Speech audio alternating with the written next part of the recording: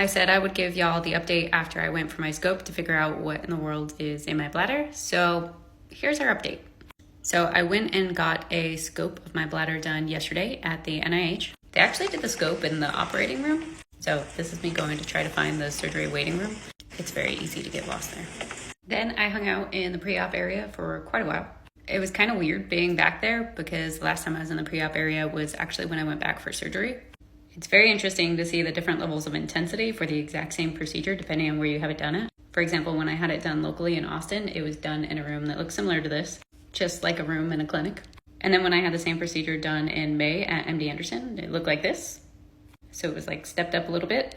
And then I can't really show you what it looked like at the NIH because it was actually in the operating room, which was kind of weird to see because when I was there for my surgery, I don't remember anything by the time I made it to the operating room.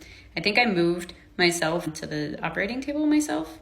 Question mark. I feel like I had somebody tell me that, but I have zero recollection of it. So it was kind of crazy to actually see what the operating room looked like. Anyways, so they did the procedure. It was a flex cytoscopy. I butchered that. I know I did. I say that wrong every single time. Cytoscopy. The nurse tried to teach me how to say it. I don't think I learned. Cytoscopy. Psychoscopy? Something I can't pronounce. Basically, they stick a camera up there and look around your bladder. And the little nubby thing that was over the opening from my kidney into my bladder was still there. It looked relatively the same, I think. But the doctor had a good look at it and he actually thinks it's like a overgrowth of the tissue. So he doesn't think that it looked like cancer because cancer in the bladder oftentimes kind of looks like a fern. Kind of like this with these little like things that kind of like blow around when you look at it. So this is a little scope that shows you like you looking around the bladder. Mine didn't look like that. Mine's like kind of nubby and looked like kind of the surrounding tissue. So basically he doesn't think that it's likely cancerous.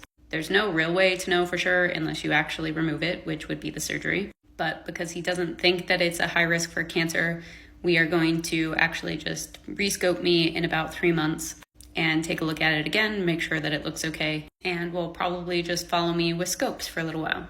MD Anderson still would like me to check the upper tract, basically from where your kidney is up here, and then you drain from the tube down into your bladder. You can get cancer in that tract.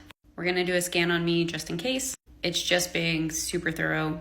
We don't expect to find anything, but long story short is everybody still thinks that this is likely benign, thankfully. And just like with everything else, we will continue to watch.